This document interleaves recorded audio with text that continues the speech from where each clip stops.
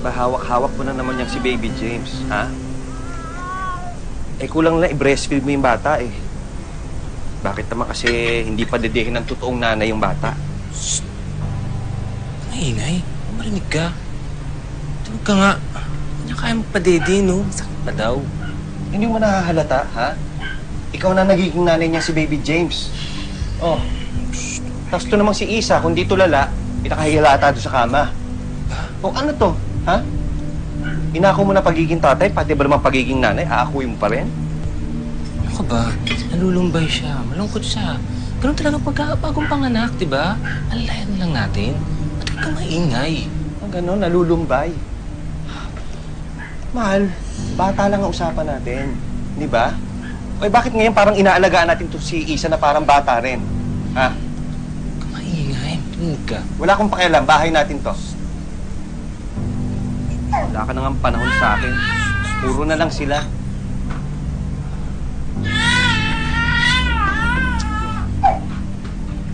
Excuse me. Isa, kain ka na dito. Ito na.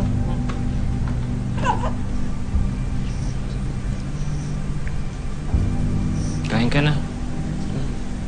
Binigyan na lang ni Norman. Alvin, sensya na ha. Alam ko, mabigat na kami ni James sa inyong dalawa ni Norman. Pero, huwag ka mag-alala kasi babawi ako. Intindihin niyo na. Alam mo, gusto ko, ayusin mo yung sarili mo, ha? Kasi nanay ka na ngayon, eh. Kalimutan mo na lahat ng nakaraan, ha? Harapin mo na lahat to, ha? Hindi ko talaga alam kung anong gagawin ko kung wala ka. Hanggang nandito ako, tutulungan kita, ha? Alam mo, bagay pala talaga sa'yo maging tatay. Oo. Chacharot ka. Di nga. Magagawa pa ba ako, no? Imbis kasi nagpukaya yung pasalubong mo. Bata? Akaloka. Alam mo ba nung mag-jowa pa tayo nun? Hindi ka pa bakla. Sinabi ko sa sarili ko na ikaw yung magiging tatay ng magiging anak ko. Taray. Nakakasuka na, ha? Sige na, kumain ka na dyan. Dahil ko pa natahiin. Hindi nga nagdalawang isip si Elvin na tulungan ang kanyang kaibigang nangangailangan. Pero ang hindi niya inaasahan, sa pagdating ni Isa at ng baby nito sa buhay nila, meron siyang isang bagay na ngayon niya lang matututunan.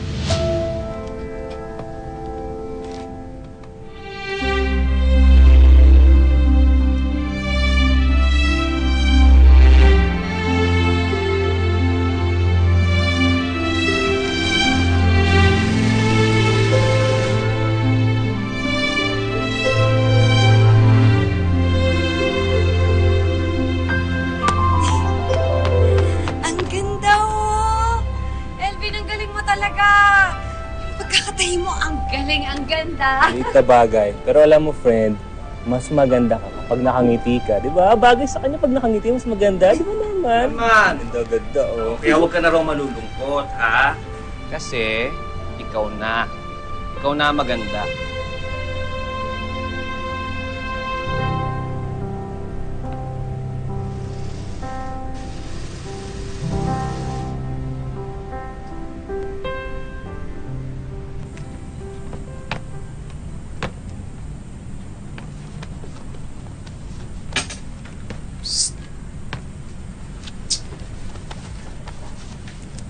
Hoy, huwag ka na magbisi-bisihan dyan. Ba't yung pa sa akin sabihin kung ano gusto mo sabihin bago ka pa sumabog? Nagsiselos ako.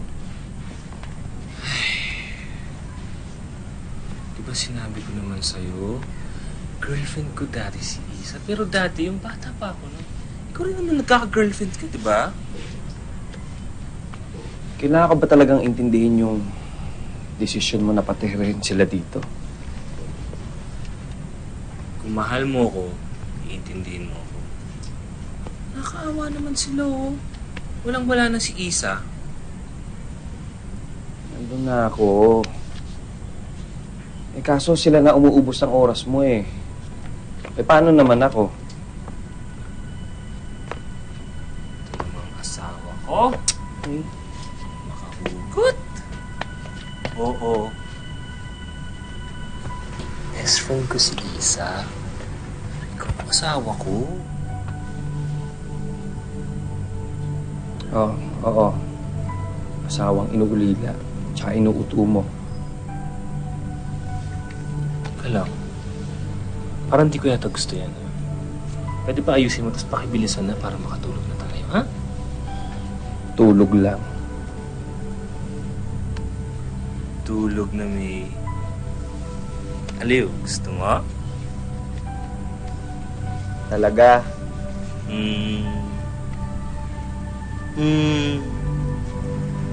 Sige. Sigurado ka. Pakipot pa ba ako sa'yo? Sige na nga. Kalimutan na natin. Hindi ka na. Natulog na tayo.